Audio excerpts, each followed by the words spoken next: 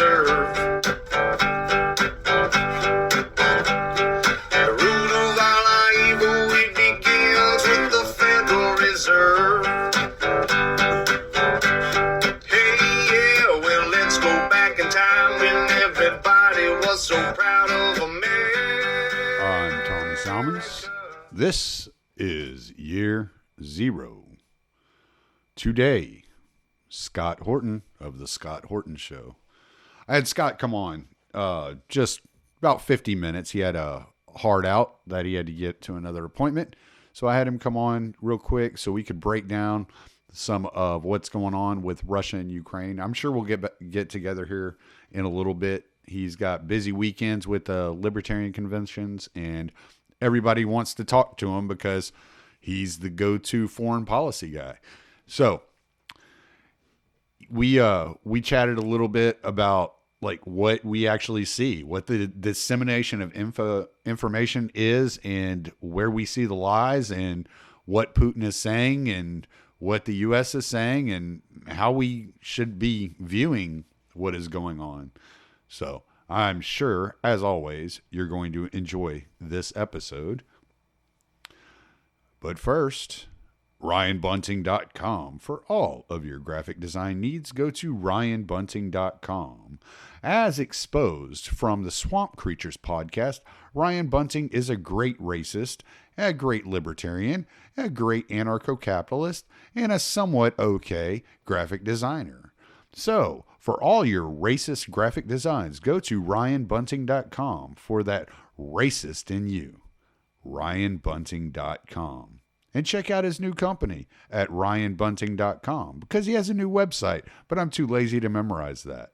So, his racist website and his racist company at RyanBunting.com is where you get all your racist graphic designing. Go to RyanBunting.com. And the Libertarian Institute.org. That's where you will find this podcast, as if you didn't already know that. Patrick McFarland, Keith Knight, Scott Horton Show, Kyle Anzalone, Will Porter, Connor Freeman, Sheldon Richmond. Not on a podcast typically, but every once in a while we talk him into coming and speaking with us. But you get all kinds of great writers like Ryan McMakin and Jim Bovard and all these great guys. So visit the libertarianinstitute.org and don't forget to hit that donate button. Yeah. Smash the donate button, motherfuckers, not the like button. It's not YouTube. It's a libertarianinstitute.org. So go there for all the best libertarian writers, thinkers, and me. libertarianinstitute.org. Thank you, Tom Burton, for the music.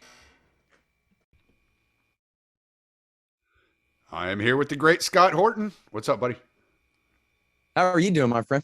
I'm doing well. I'm fucking sore, man. I've been outside working, trying to get ready for spring.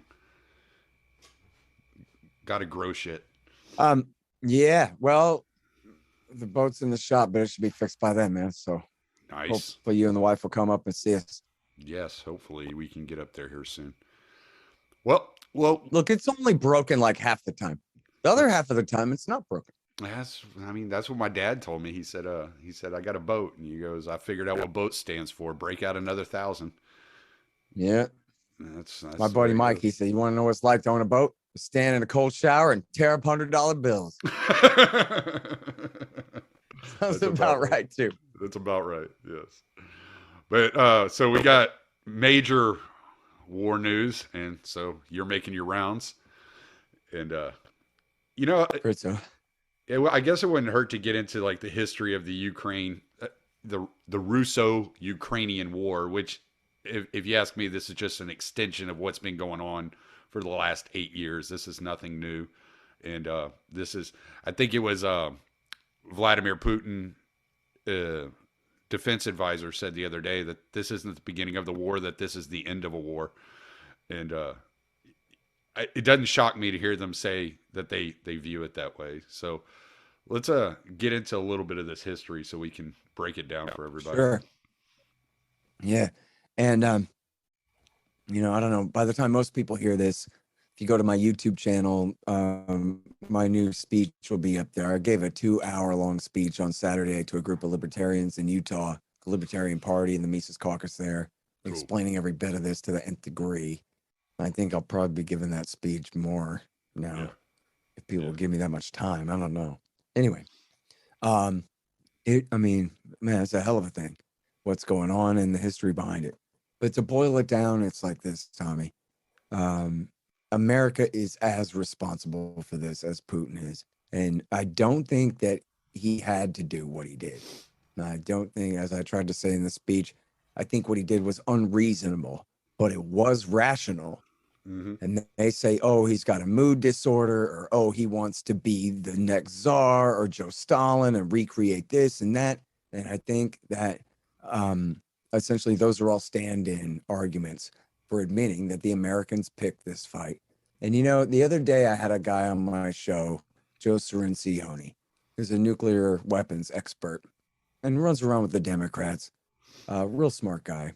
He's been up there on Capitol Hill for 40 years, you know, dealing with these kinds of issues for a very long time, since the early Reagan years, at least. And I said to him, I said, listen, man, this is one of those situations. You got Russia invading a country and crushing its armed forces like this and all this stuff.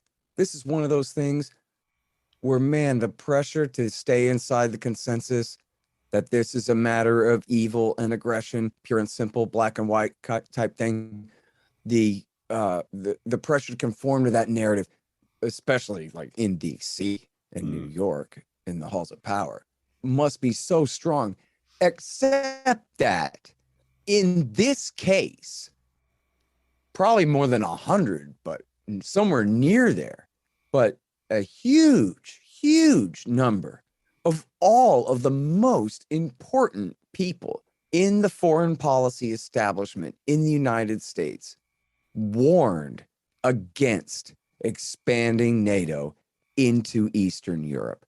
And at the time Bill Clinton started this, the State Department and the Defense Department didn't want to do it.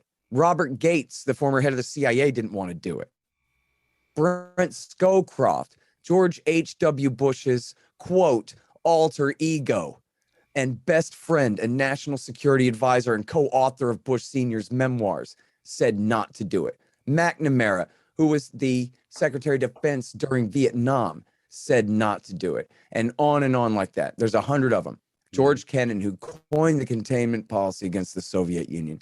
And not just, you know, our friends, Doug Bandow and Ted Carpenter at the Cato Institute, of course, also warned against it. Ron Paul warned against it. All these people said this is going to backfire and blow in our face. Okay, going all the way back. In fact, I need to take that note because Ron Paul does belong on my list of people who said so, because I love that guy so much. But the point is, never mind Ron Paul. The point is, the leaders of the Council on Foreign Relations said this would be bad news. Okay, the grayest gray beards said this could be extremely provocative, etc., like that. So then I said to Cirincione, so because the record is so thick with these most important centrist type thought leaders in American foreign policy, since this is exactly their prediction coming true, it has to be okay that we talk about that.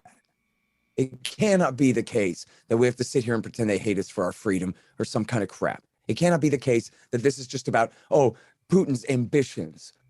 And if we let that narrative take hold the way we did after September 11th, that one day evil woke up and decided to do evil, the same way they spun the war in Syria, for example, then they're going to get away with making this much, much worse. But the thing is, so that's why I want to always bring up these experts.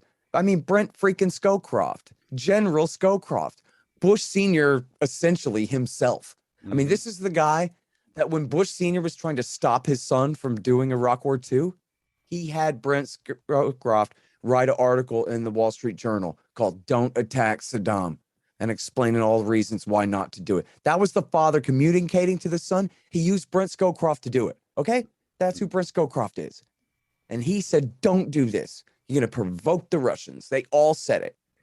Either you're in NATO or you're out of it. And if you're out of it, well, it sure looks like a dagger pointed right at your heart, don't it? They said this for 30 years, Tommy. All right, now, sorry, I'm done with that. Here's the thing. Clinton, Bush, Obama, Trump, and Biden, all of them and all their governments, forget partisanship. It's a through line. What they've all done, they expanded NATO into Eastern Europe, right up to Russia's border. They threatened to incorporate Ukraine and Georgia. They promised to incorporate them into NATO as well. They tore up nuclear treaties, important treaties like the Intermediate Nuclear Forces Treaty and the Anti-Ballistic Missile Treaty, and installed anti-ballistic missiles in Poland and Romania, which are fired from dual-use missile launchers that you can also use to fire nuclear-tipped Tomahawk cruise missiles. At the same time, they tore up the Intermediate Nuclear Forces Treaty that would have forbid them from introducing those weapons into Eastern Europe. And they've continued to arm Ukraine. And the color-coded revolutions, where they've spent since the Bill Clinton years, the NED and the CIA and George Soros and Otpor and all of these, so-called non-governmental organizations will stop at nothing to overthrow any government in Russia's near abroad that is friendly to Russia in their interests, including they tried to overthrow the government of Belarus last year. The level of hubris here, this would really be like the Russians trying to screw around in Canada, trying to take Canada away from our sphere of influence and bring it into their military alliance. We would absolutely not stand for it. You don't have to love Putin to understand that that's stupid. It's just as stupid as if I go to your house and start fighting you in front of your wife and your dogs. Something bad's going to happen to me, probably. You know what I mean? Yeah. I could call it, no, I'm just spreading my security umbrella into Tommy's front yard, but I don't think you're probably going to see it that way. I'm just being defensive as I move closer and closer and closer and closer till you and me are nose to nose. Mm-hmm. Yeah. Right? Well, give me a break. It's something I learned from you was to read their writing, like bin Laden's writing on why 9/11 happened and stuff like that. So what I've been doing is I've been paying very close attention to the speeches that Putin is giving. And though, I mean, obviously there's going to be some spin to it. There's going to be some Russian propaganda to what he's saying. But at the same time, his concerns don't seem that much different than what we've been saying for quite a while, right? Like the expansion of NATO. Right. He brings up the coup in Ukraine in 2014. He brings up the possibility of Ukraine being nuclear armed and a puppet of the West. And then he also brings up the fact that the West has been spreading this wokest culture into Eastern Europe and how it's affecting the people in Russia and how he says the degeneration and degradation of the traditional family unit in Russia. Well, okay, so we can look around our own country and we can see these exact same things culturally. So why am I supposed to just blow him off as irrational? I think what he's saying actually makes some sense if you really pay attention to what he's talking about. That's right. And look, even in my analogy, I go to your house and I start, pushing you around in front of your dogs. You still don't have to knock my block off necessarily, but you might, you know what I mean? Yeah. And once you knock me out, you don't have to keep hitting me over and over again, but you might. Well, that's what I said. I'm not saying, again, this doesn't justify what he's doing. He could have said, I am so pissed off. I'm going to propose this treaty 6 more times. I don't know. He didn't have to do what he did. I'm not justifying what he did, but I am saying, his laundry list of grievances are 95% reality and 5% bluster. I'm sorry to say, it's just true. He said in his speech of the 24th, maybe in both of them, especially the one on the 24th, he goes, well, forget the quote, but he brought up Bill Clinton backing the Mujahideen in Chechnya, backing the terrorists in Chechnya against Russia. Right. Well, a lot of people know that Bill Clinton paid for Russia's war against the terrorists in Chechnya. The American taxpayer did. That was the deal Bill Clinton made. Yeah. But Vladimir Putin knows that the CIA and the Saudis worked to support those bin Ladenite terrorists in Chechnya against him at the same damn time, too. And by the way, where's Vladimir Putin come from? What's the explanation for his rise to power? Well, Boris Yeltsin put him in charge of the war in Chechnya in 1997 and again in 1999. And after his success there, he became prime minister and then was handed the presidency by Yeltsin in 99, 2000. So, Right. you know, I mean, and think about it, dude. I mean, that just sounds like some little old thing or something. Bill Clinton backed the terrorists in Chechnya, but you know about the Beslan massacre where they killed all these school children and stuff? I mean, imagine, for real. You know, September 11th, that's 3,000. I don't know. That may be a little tough of a comparison, but just imagine the rest of the Al-Qaeda war against the United States. World Trade Center 1, Khobar Towers, Africa embassies, USS Cole, all the machine gun, attacks in France and, the lone wolf type ones in America, this kind of what if we found out really just, and I'm not saying this, believe me, I'm just saying as a hypothetical type of a comparison sort of a thing. What if I told you, Tommy, that like, no, dude, it's really true. We found it out. The secret documents came out and it's not BS. We know it's right. That it really was Russia all along, was working with these Al-Qaeda guys to do this to us and whatever, right? Which, hell, turnabout would be fair play because that's what we did to them in Afghanistan in the 80s. Now, Right. That's not true. That's not true. But what if it was, though? Like, what if it was right that was what was behind the Khobar Towers attack and the Africa embassy attacks and the USS Cole and all the other Al-Qaeda attacks against the United States, the Fort Hood shooting and all this? What if it was Russia behind that? We'd just be like, well, that's just a little old thing. Like when Bill Clinton backed the terrorists in Chechnya, or we would mind. Yeah, we would mind. I think that's my theory. Right. Well, can't go back in time and counterfactually prove it. But yeah, pretty sure that Americans would hold a grudge about that forever and maybe even go to war over it before they let that be the case, on a continuing basis, Well, he had and just further prove this point, he had compared the U.S. relationship with Ukraine as the invasion of Iraq, as the invasion of Libya, as the invasion of Syria. He was saying like these things continuously happen. And if you look at the track record of U.S. foreign policy, what makes me think this is going to be any different? And I told a bunch of my buddies earlier, I said, well, whenever you look at this war going on that's been occurring for 8 years at least, you got to like kind of think like with U.S. diplomacy getting involved here, how many times is Lucy going to pull the football out from under Charlie Brown before he slaps a bitch? Eventually you're just going to lose your shit. You're going to be like, no, you're on my doorstep. You're threatening me. You keep telling me these things are going to happen. You don't keep the Minsk agreement. None of these things matter to you. You break your treaties every time we sign one. So like, what guarantee do I have that any of this means anything? And you won't guarantee me that Ukraine's not going to be in NATO. Yeah, and look, man, on the larger issue, which I know people got to be wondering as they're listening to this discussion, because I understand how the frame of reference is for all of this stuff. I mean, you're listening to a couple of Texans. And what the hell does Tommy or Scott have invested in Russia's side of the story other than just what's true and important for everyone to know here? I'm not a partisan of the Ayatollah. Right. Or of Vladimir Putin, or for that matter, of David Koresh, who I don't think I would have gotten along with very well. But the reality is that there's a reality and then there's a government narrative. And something's got to be done to close the gap there, man. That's all it is. That's the job, okay? Is we're just telling the truth. Of course, we're on America's side. You want to die in a nuclear war, dude? Not I today. Don't either. And it wouldn't be an American nuke that would kill me. It would be a Russian one that landed on my head.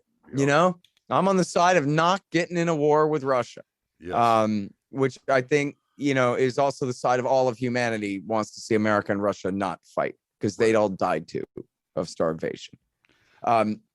So, that's all that's going on here. And you know what? Like, I'm going on the Kennedy show tonight. And it's on Fox News, and it's not going to be a one-on-one interview either. It's going to be the panel discussion. It's going to be a liberal and a conservative. I'm pretty sure both of them are going to be hawks. And I'm going to have such a narrow amount of time to say what I want to say. Like, I'm not sure how to frame this in a way for people to understand what I'm saying. Like, how about, Bill Clinton, Hillary Clinton's husband, Jeffrey Epstein's friend. he's not the United States of America. And if he has a bad Eastern European policy, that doesn't necessarily reflect on you or me or any of us. It's just he did the wrong thing sometimes. And then would it surprise you if I told that also W. Bush made bad decisions? I mean, what are we talking about? It's the 20th anniversary of them lying us into war with Iraq. Yeah, these people made bad choices. By the way, Joe Biden was there holding their hand the whole time. When the wise men opposed NATO expansion in the 90s, Biden told them they were damn fools and didn't know what they were talking about. This wouldn't provoke Russia, he promised. This guy, this president said, it'll be fine. You know, he's still here. That's who we have as president now, is Joe freaking Biden, for God's sake. So forget your hero, Trump, for like argument's sake. Bill Clinton, W. Bush, Barack Obama, and Joe Biden made decisions that you might have disagreed with, especially in hindsight. Does that really sound so implausible that the only explanation anyone can come up with is that Vladimir Putin is evil? That's really all you got, you know? Again, and I should say this too, Al-Qaeda attacked us because Bill Clinton bombed Iraq from bases in Saudi Arabia for 8 years straight. The same Bill Clinton who picked the fight with Al-Qaeda is the same Bill Clinton who picked this fight with Russia.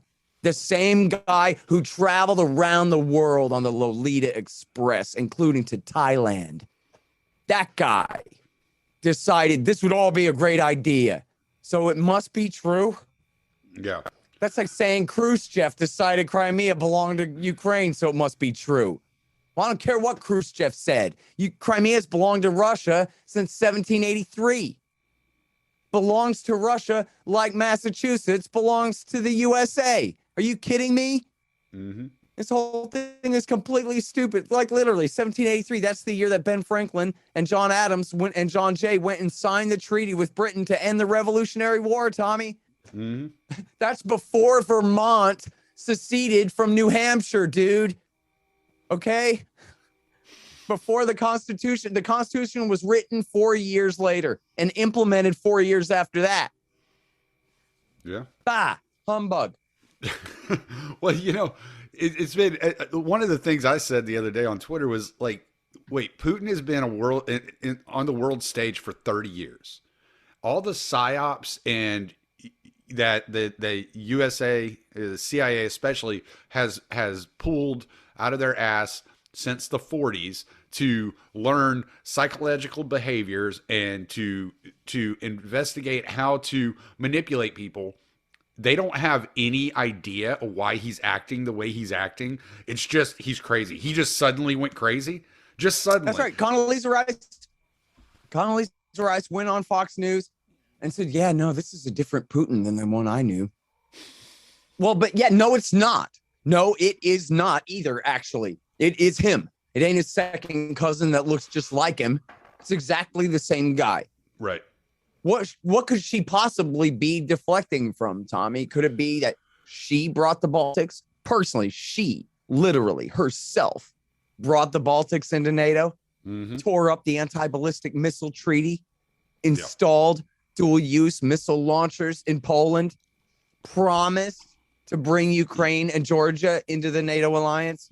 Oh, no. You know what happened was Putin had a nervous breakdown and a midlife crisis and maybe he has Parkinson's disease, I heard. And get the hell out of here with this crap, dude. How dare they? Condoleezza Rice, really? And no one says, well, geez, what might you have done, Condi, in the Bush years to get us into this mess? It just would never occur to them to ask her, you know?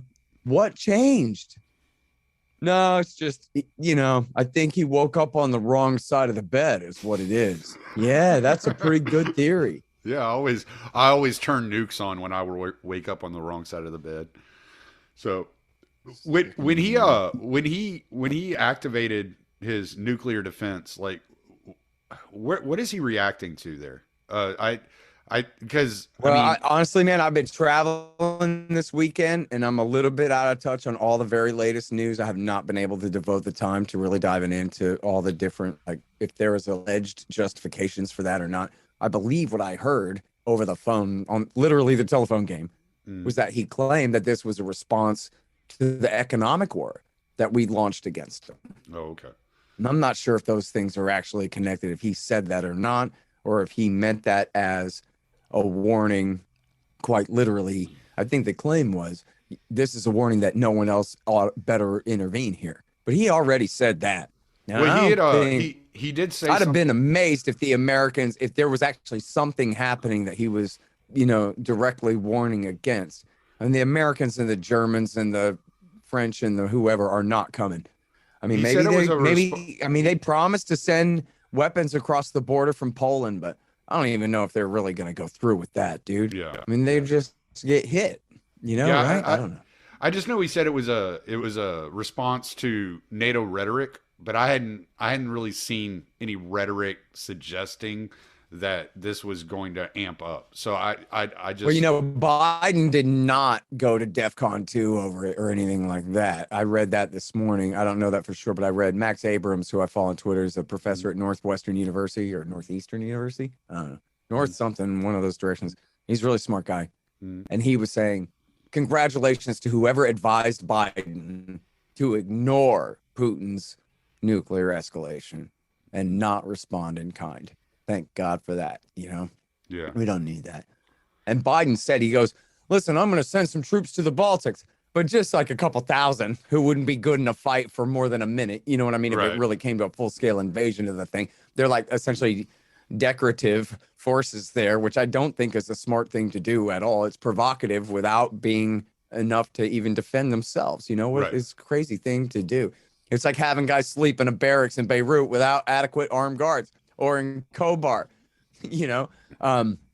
they shouldn't be doing that. But at the same time, when he did it, he goes in the press conference, hands up. He goes, but not to fight Russia. It's purely defensive, and we have no intention of fighting Russia whatsoever. You can believe that, buddy. And he wasn't even talking to you and me. He was talking to them. And they're like, dude, I know we talk a lot of shit sometimes, but believe me, we're dumb, but we're not stupid. I don't know. Yeah. So I hope that somebody translated that for Putin loud and clear that they're mean, but they ain't that crazy, Well, my thing was I've been looking at like the amount of force that Biden is hitting Ukraine with.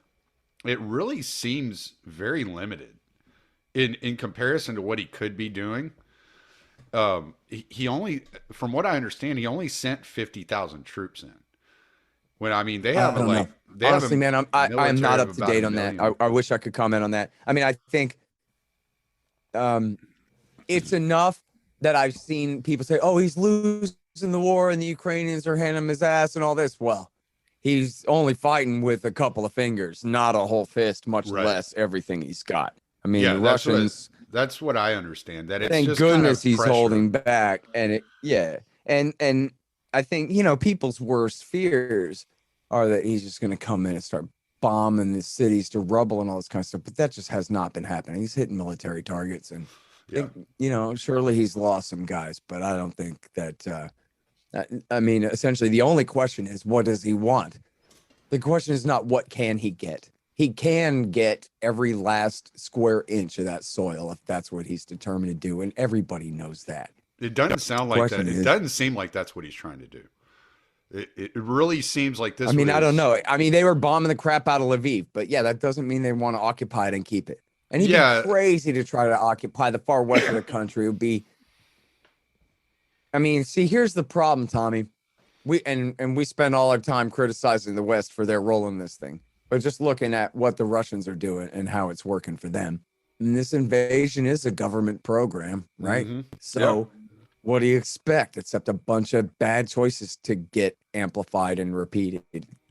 So for example, he says, as you mentioned, Minsk 2 has not been implemented.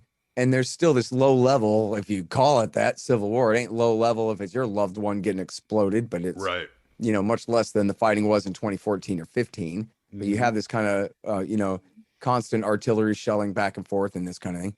And so that's one of his complaints. And he says, so I'm going to take the Donbass. I'm going to recognize the Donetsk and Luhansk as independent republics, and I'm going to send peacekeeping forces in there, whatever. So whether it's almost certain, right, that he'll just incorporate them into the Russian Federation the day after tomorrow, figuratively speaking, in a short manner of time. But then what does that mean? By taking them away from Ukraine, he dilutes the number of Russian speakers and, ethnic Russians and Russian Orthodox, whatever, that sect who leaned toward Russia. There was like a 50-50 balance. Now he's reducing his side's share of the balance, right? Mm-hmm. So then,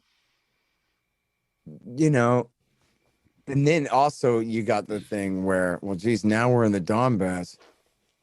We could take Mariupol. And really, I mean, as long as we're in Crimea and Mariupol, why not keep Odessa? Is an extremely tempting target there, the port city of Odessa on the Black Sea. Maybe he's too prudent to go that far, but I don't know. But then if he does, and he goes all the way to the Dnieper River, and he essentially attempts to incorporate all of the predominantly Russian-speaking parts of the country and ethnically Russian parts of the country into the Russian Federation, or declares them independent and that kind of thing, well, then he leaves a rump state of Ukraine that's completely dominated by ethnic Ukrainian nationalists.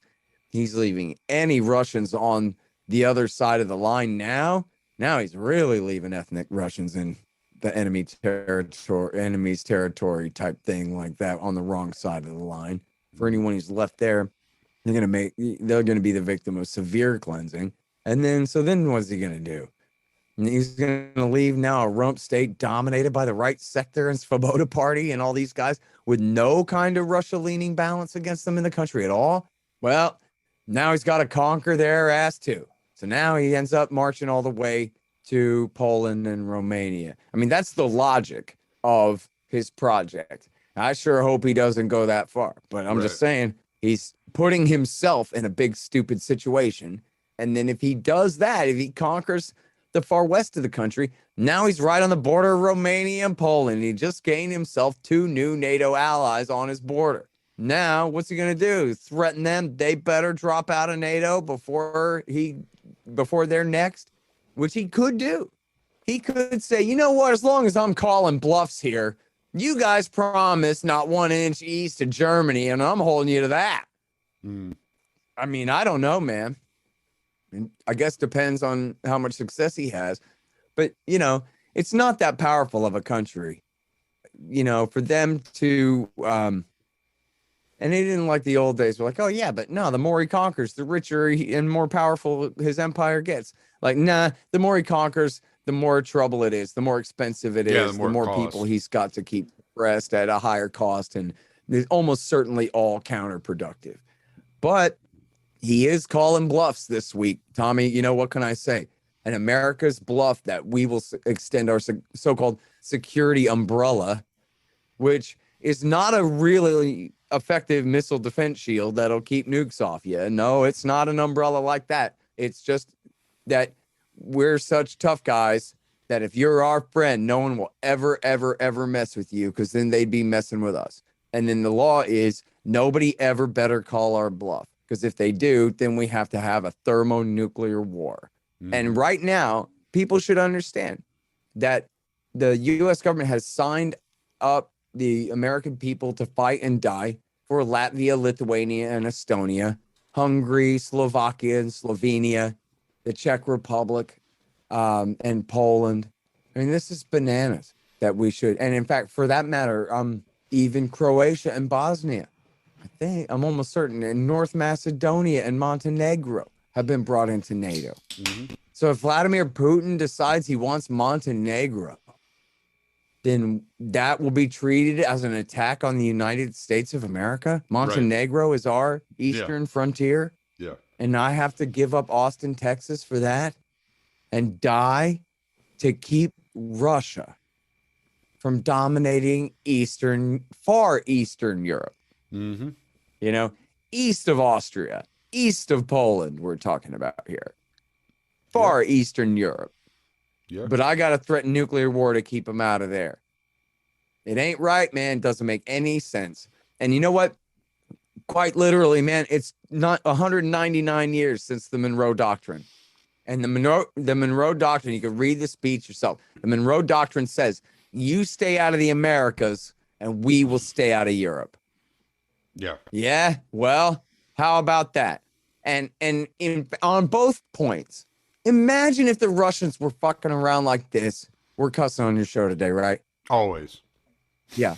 Imagine if the Russians are fucking around like this in Latin America. Oh, you don't have to work that hard, right? All you have to do is use your memory. Jack Kennedy essentially threatened to burn the entire world to the ground if the Russians didn't get their nuclear missiles the fuck out of Cuba right now. Right now. Remove them. Remove them. And it's true. He sent his brother, the Attorney General, because he couldn't trust his CIA and Secretary of State and Defense Department and the official government of his own goddamn country. He had to send his brother, the Attorney General, to go meet in secret and make a deal through a journalist in a secret back channel that we promise we'll get our nuclear missiles out of Turkey. Sorry, should have never put them in there, which was true. Kennedy had picked that fight himself by putting the Jupiter missiles in Turkey. He said, you know what? You guys got a point. We'll get our missiles out of Turkey. You get your missiles out of Cuba. Yeah. Does that sound unfair to you or something? Is Jack Kennedy a big bitch and a traitor for giving in, for taking those missiles out of Turkey? Or, of course, that was the right thing to do. It was his fault to get us into that mess. At the same time, in that moment, he was the single most heroic man in the history of the world. He said, I will do what it takes to get you to do what it takes to turn this damn thing down. And I'm telling you this, man, my dad was at UCLA at the time. And one of his professors, his political science professor, was gone for 2 weeks. And it turned out he had been like at least a secondary guy on the XCOM, the Executive National Security Council committee meetings going on for 2 weeks during the Cuban Missile Crisis, throughout that Cuban Missile Crisis. Yeah. And he came home from that and he said, I can't tell you kids anything about what I know. I'm all sworn to the highest secrecy. But I can tell you that is the absolute brink. There is no closer to nuclear war without us all being dead. Period. That's it. This is the razor edge of full-scale general nuclear war between America and its allies and the Soviet Union and its allies. You're talking about thousands, maybe tens of thousands of H-bombs being detonated in the Northern Hemisphere. Because why? Because they put their missiles, they threatened to incorporate Cuba, commie Cuba, into their military sphere of influence on our border. And Jack Kennedy said, "Niet." Well, come on. I mean, what is this? Like, I feel like it's funny, man. I'm not that I'm lecturing you or your audience, but it's just, essentially the context of this whole conversation is trying to break through just the common narrative on TV is sort of what we're arguing against here as we're speaking. And I feel like I'm arguing with the junior high debate team or whatever, who they got their little position. They don't know anything about it. Everybody, I saw a great tweet. It says, so everybody who was an expert epidemiologist yesterday is now an expert on Ukraine and Russia. All the same people who were experts on Syria before that, and whoever the Democrats want to kill and lock up and spy on and whatever they want to do. All these people are it's amazing to see. It's just amazing. You think about, the political dynamic of how this happened under W. Bush after September 11th and the way the right rallied to him. And the way the left was so repelled by that, because he's obviously so corrupt and his whole cabinet's full of guys from Houston, Texas, which is synonymous with just the oil business and money, right? And not the interests of the American people. You know what I mean? Like on the very surface of it, the thing just stank. And anyone who was not like kind of a knee-jerk supporter for him was a knee-jerk against him in a way. And once they, changed the subject from Osama to Saddam, people started really smelling through that and kind of rebel against that. And And then, well, there's a few things, but obviously, to me, the biggest one here is just how completely insane it is to see them go from the Cindy Sheehan pretended supporters that they were then. God bless her, and I'm not a Christian, but there's a God, let him bless her. But people who pretended to care about her, you know, those and her movement, those same people went dead silent under Barack Obama. And then they turned into the most, you know, national security state servantist, you know, center-right, neoliberal, national security pukes you could possibly imagine under Donald Trump and Russiagate. And now at this time, when you think about the amount of damage that Russiagate did to the brains of these idiot Democrats in our country, who, I mean, so first of all, just put yourself in their shoes for a minute, right? Just pretend you're some liberal Democrat NPR listening lady from some college town, Tommy, you drove through there the other day. You know who I'm talking about. So just pretend you're her. You're really worried about this Trump guy. He's so arrogant. He's so sexist and he's so racist and he's such a bully and he's so mean and he's so crude and he's all these things. He fits this caricature of all these things. And everyone around you is telling you, like, yes, be very afraid. Not it's going to be okay, but like this guy might kick all the blacks out of America, or like, I don't know what it was we're supposed to believe he was going to do, you know, but it was going to be completely bananas. They claimed. And then you find out that it's just like that movie, The Manchurian Candidate, the Angela Lansbury thing, where the Soviets have a compromised spy who they actually figured out how to cheat and rig and steal an election and install in power in the Oval Office, not just as the deputy national security advisor, but as the president himself. And he's a white supremacist. And all of the most like reactionary on the left side, I mean, reactionary type perceptions of who he was. Not he was a Democrat up until 6 years ago or whatever, you know, kind of thing. Not he's Bill and Hillary's old friend, but he's, you know, this the furthest right kind of menace in the world. And he was put in there by a foreign conspiracy, and not just a foreign conspiracy, but the Kremlin. And so from their point of view, I mean, the level of fear that this created was just insane. It was just been so, you know, we spent all that time ridiculing the lies about it all and being so unimpressed by the narrative about it and all of that. I may have kind of overlooked.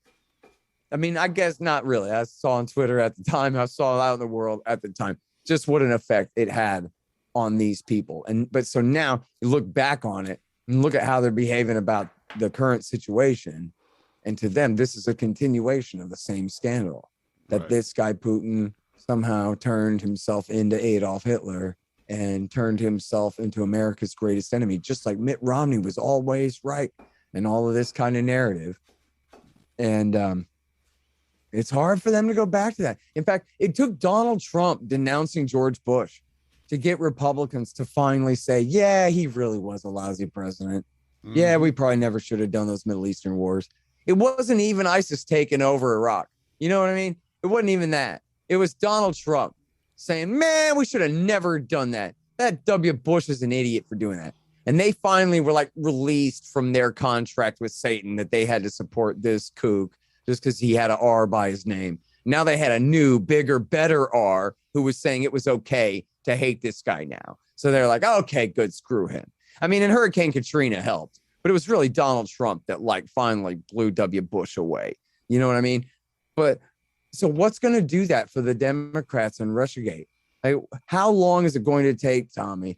And who is their leader going to be to finally let them know, someone that they believe in, to let them know that this is all a bunch of crap and they were fools, but it's long enough ago now that you can forget about it and not have to tell anyone you're sorry, you know? Like, how is that ever even going to happen? We're stuck like this now. It's like on Back to the Future 2, where Doc Brown goes, see, we took a skew to a tangent to this alternative timeline where now we're just stuck with, Biff Tannen as president and the NPR liberal center left ladies' reaction to that, you know? And that's just how it's going to be, man. You know, that's just how we are now. I want to kind of shift just a little bit because I'm wondering what your thoughts on the SWIFT banking system sanctions on the Russian central banks and how that's going to affect the economy.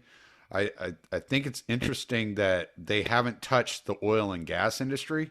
And if anything, America is actually importing more oil and That's gas right. 20 from million Russia. barrels a month. Yeah, from Russia. That's right. Now than they were before. So it's like, okay, Right. like I don't under. It's kind of like it's it's like they're talking out of both sides of their face. It's like they don't believe what they're saying, and so that makes it really hard for me to take these people seriously. It's like, okay, yeah, sure, you know. Yeah, you shouldn't. I mean, the problem is only just that other people do, right? I mean, Right. again, back to my own personal problem here.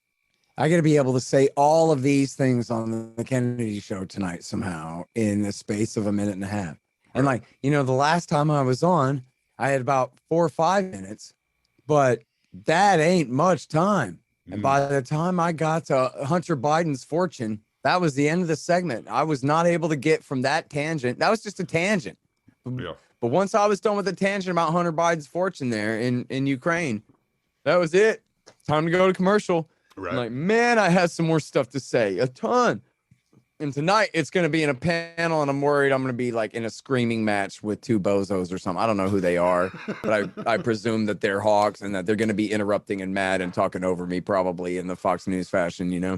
which I haven't had that. I haven't been part of that yet. And I have no desire whatsoever to do that. I just want to say my piece and not have to like, Well, squall. I think the last time you were on with somebody, maybe it wasn't you, maybe it was Dave, maybe I got it confused, but I think you were on with some guy one time, and he started talking over you, and you never responded to him. You just kept going with your point. I think that's all you can do in that situation. Is you Yeah. just keep stating your point and just keep moving forward, because you can't, if you start getting in a screaming match, then you never get to the point. You know what I'm saying? And that's really a distraction. So, but yeah, no, what do you think about the SWIFT sanctions on the central banks? I don't know, man. I mean, is it even true they really kicked them all the way out of SWIFT? And if so, what I don't does that do think for the economy of the United States and for Europe and whatever? I think it probably has the effect of pushing Europe back toward America, whereas like the Germans were trying to get closer to the Russians, and now we've pulled them back again by only this war could have canceled the Nord Stream 2 pipeline, and it has succeeded in doing so now. And so, I don't know. I mean, if it worked and they really meant it, then what's that? That just means that we push them directly into absolute full-scale codependent alliance with China and nobody else. That's just it. We just make sure to heal the old Soviet Sino-Soviet split, they called it. And break those 2 countries' alliance apart back 50 years ago. Now we're going to push them right back together again. And that's going to benefit us in what way? Why would the Indians side with us instead of them? Right. Or, why would Iran want to figure out a way to deal with the West when, I don't know, the West just solidified this massive new power block against them in the East? Maybe we'll just align with them. You know what I mean? They're a lot closer than the North American. That's what a lot of people are saying, that you're looking at a situation where you're going to have, the kind of like an axis like take place, like North Korea, China, India, Iran, and Russia, kind of come together and create like a parallel, global economy on the side, and seeing how much the way that China interacts with the world.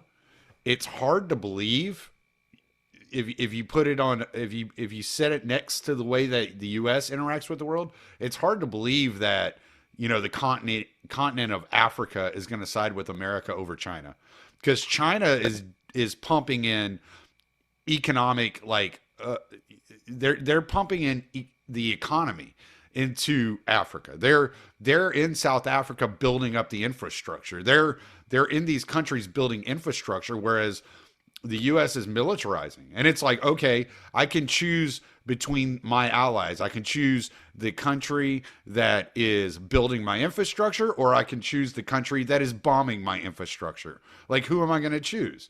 you know, and so it doesn't seem like a really good play for the U.S. to draw this red line to where you can basically ostracize half of the globe. Yeah, I'm with you. I mean, I think the Indians so far are very non-committal in all this, but just look at the globe. Look at where they are. Mm-hmm. They ain't here, they're there. Right. And so, you know, maybe they have this old rivalry with the Chinese, but maybe that's why they need to get closer than ever and make sure that they don't fight. And yeah, but maybe the Americans need to stay out of that instead of discouraging it. Maybe we should encourage that. Because what if they did have a war?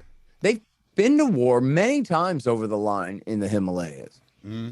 But now they both got nukes. They haven't had a war since they both got nukes, Tommy. Right. Now they both got nukes. Well, how about let's try to encourage them to have less reason to fight. Forget all this risk board stuff and just be a good man. Look at the future of humanity and what's at stake. Well, and are they gonna choose, you know, the side that Pakistan's on or the side that China's on? I mean, it seems to me like they have a better relationship with China than they do with Pakistan. So, I mean, well, I think the Chinese and the Pakistanis get along pretty well. Well, I'm talking about India and Pakistan. They're like Pakistan. Oh, yeah. Are in Pakistan pretty much in bed with the U.S.?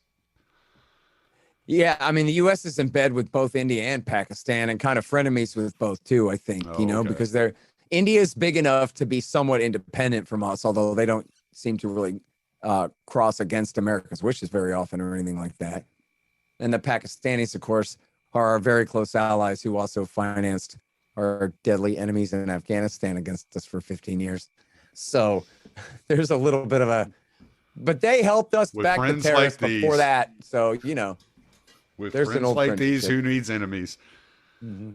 I know you got another show to get on, man. I want to let you go. So that's true. I'm sorry. I didn't realize how late it was. But no, that's all right. I've been watching, so it's cool. Oh, well, we still got a minute or two, but yeah. But I think I touched on pretty much all the major points I wanted to touch on. I just wanted to get kind of an overview. We can always get together here later in the week or something.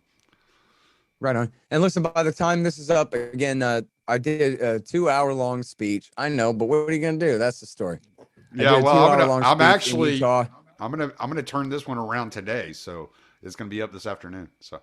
Okay, great. Yeah, the guy texted me and said he thinks it'll be up in 3 or 4 hours. He's gonna. Cool. There's a rough draft version of it now. If you look at my Twitter feed, there's a rough draft version of it to watch. But it's on private. But if you click the link, you can still see it, kind of thing. Mm-hmm. But there's going to be the official version. Will be up on my Institute website later, and that'll be the one I try to send around, see if I can get anybody to pay attention to it. All right, that's cool. I'll try to find that. All right, cool, man. Thanks very much, dude. All right, brother. We'll talk to you later. If you're gonna play, scandal, pick and choose, well, it's a game that was made for you to lose. It doesn't really matter how many times, it's the same old worn-out stories, same old lines. They're all pointing dirty fingers in hypocrisy, bragging on their feats of mediocrity again. Never really making any kind of change, but they keep on getting re-elected, and I find that strange. And that's why I say fuck them, don't feed them, cause we don't even need them. I never celebrate the tyrants that have taken our freedoms. Yeah, I said fuck them, don't feed them, cause we don't even need them. I never celebrate the tyrants that have taken our freedoms.